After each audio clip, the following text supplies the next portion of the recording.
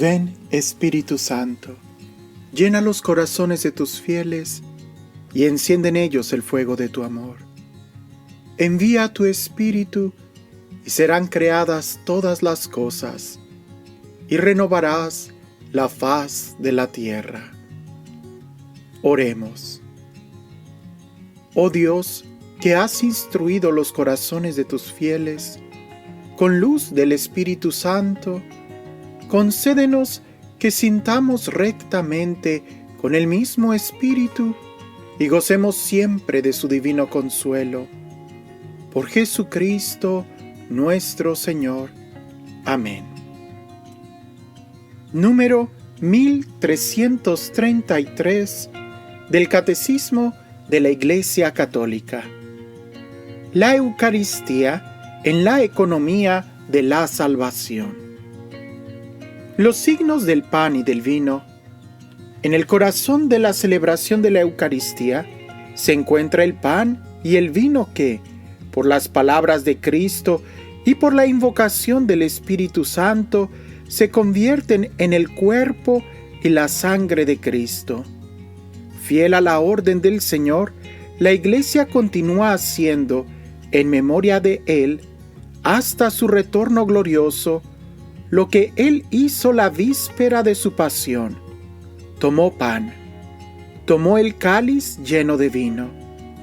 Al convertirse misteriosamente en el cuerpo y la sangre de Cristo, los signos del pan y del vino siguen significando también la bondad de la creación. Así, en el ofertorio, damos gracias al Creador por el pan y el vino, fruto del trabajo del hombre, pero antes fruto de la tierra y de la vid, dones del Creador. La Iglesia ve en el gesto de Melquisedec, rey y sacerdote, que ofreció pan y vino, una prefiguración de su propia ofrenda. En la antigua alianza, el pan y el vino eran ofrecidos como sacrificio entre las primicias de la tierra en señal del reconocimiento al Creador. Pero reciben también una nueva significación en el contexto del Éxodo. Los panes ácimos que Israel come cada año en la Pascua conmemoran la salida apresurada y liberadora de Egipto. El recuerdo del maná del desierto sugería siempre a Israel que vive del pan de la palabra de Dios. Finalmente, el pan de cada día es el fruto de la tierra prometida, prenda de la fidelidad de Dios a sus promesas. El cáliz de bendición, al final del banquete pascual de los judíos, añade a la alegría festiva del vino una dimensión escatológica, la de la espera mesiánica del restablecimiento de Jerusalén. Jesús instituyó su Eucaristía, dando un sentido nuevo y definitivo a la bendición del pan y del cáliz. Los milagros de la multiplicación de los panes.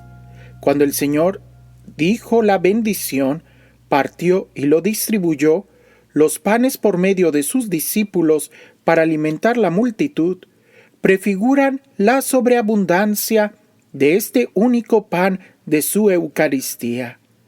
El signo del agua convertida en vino en Caná anuncia ya la hora de la glorificación de Jesús, manifiesta el cumplimiento del banquete de las bodas en el reino del Padre, donde los fieles beberán el vino nuevo, convertido en sangre de Cristo. El primer anuncio de la Eucaristía dividió a los discípulos, igual que el anuncio de la pasión los escandalizó. Es duro este lenguaje. ¿Quién puede escucharlo? La Eucaristía y la cruz son piedras de tropiezo. Es el mismo misterio y no cesa de ser ocasión de división. ¿También vosotros queréis marcharos? Esta pregunta del Señor resuena a través de las edades, como invitación de su amor a descubrir que solo Él tiene palabras de vida eterna, y que acoger en la fe el don de su Eucaristía es acogerlo a Él mismo. La institución de la Eucaristía. El Señor, habiendo amado a los suyos, los amó hasta el fin, sabiendo que había llegado la hora de partir de este mundo para retornar a su Padre. En el transcurso de una cena, les lavó los pies y les dio el mandamiento del amor, para dejarles una prenda de este amor, para no alejarse nunca de los suyos y hacerles partícipes de su Pascua. Instituyó la Eucaristía como memorial de su muerte y de su resurrección, y ordenó a sus apóstoles celebrarlo hasta su retorno, constituyéndoles entonces sacerdotes del Nuevo Testamento. Los 3 evangelios sinópticos y San Pablo nos han transmitido el relato de la institución de la Eucaristía. Por su parte, San Juan relata las palabras de Jesús en la sinagoga de Cafarnaúm, palabras que preparan la institución de la Eucaristía. Cristo se designa a sí mismo como el pan de vida bajado del cielo. Jesús escogió el tiempo de la Pascua para realizar lo que había anunciado en Cafarnaúm, dar a sus discípulos su cuerpo y su sangre. Llegó el día de los ácimos, en el que se había de inmolar el Cordero de Pascua. Jesús envió a Pedro y a Juan, diciendo: «Id y preparadnos la Pascua para que la comamos». Fueron y prepararon la Pascua. Llegada la hora, se puso a la mesa con los apóstoles y les dijo: «Con ansia he deseado comer esta Pascua con vosotros antes de padecer, porque os digo que ya no comeré más hasta que halle su cumplimiento en el reino de Dios». Y tomó pan, dio gracias, lo partió y se los dio diciendo: «Esto es mi cuerpo, que va a ser entregado por vosotros. Haced esto en recuerdo mío». De igual modo, después de cenar, tomó el cáliz diciendo: «Este cáliz es la nueva alianza en mi sangre, que va a ser derramada por vosotros». Al celebrar la última cena con sus apóstoles, en el transcurso del banquete pascual, Jesús dio su sentido definitivo a la Pascua judía.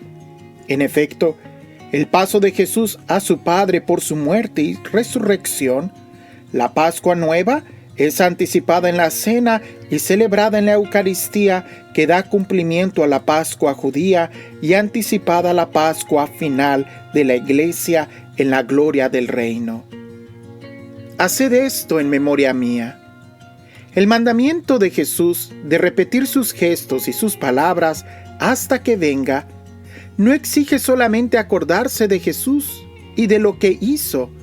Requiere la celebración litúrgica por los apóstoles y sus sucesores del memorial de Cristo, de su vida, de su muerte, de su resurrección y de su intercesión junto al Padre. Desde el comienzo la Iglesia fue fiel a la orden del Señor. De la Iglesia de Jerusalén se dice: acudían asiduamente a la enseñanza de los apóstoles, fieles a la comunión fraterna, a la fracción del pan y a las oraciones. Acudían al templo todos los días con perseverancia y con un mismo espíritu. Partían el pan por las casas y tomaban el alimento con alegría y con sencillez de corazón. Era sobre todo el primer día de la semana, es decir, el domingo, el día de la resurrección de Jesús. Cuando los cristianos se reunían para partir el pan, desde entonces hasta nuestros días, la celebración de la Eucaristía se ha perpetuado, de suerte que hoy la encontramos por todas partes en la Iglesia. Con la misma estructura fundamental, sigue siendo el centro de la vida de la Iglesia. Así, de celebración en celebración, anunciando el misterio pascual de Jesús hasta que venga, el pueblo de Dios, peregrinante, camina por la senda estrecha de la cruz, hacia el banquete celestial, donde todos los elegidos se sentarán a la mesa del reino. Hay mucho que meditar de la Sagrada Eucaristía. Baste que entendamos que tiene sus raíces desde el Antiguo Testamento, desde el principio, donde pan y vino han simbolizado siempre el trabajo y la alegría y han ido cobrando diferente significado a lo largo de la historia, especialmente en la Pascua judía y no se diga en el momento de la Pascua de Jesús, donde ahora es su cuerpo y su sangre. Sigamos pues meditando en esto de la Eucaristía y te invito a que vuelvas a leer esto, que lo vayas asimilando y haciendo tuyo, que mientras más entendamos, más fácil será para nosotros el vivir.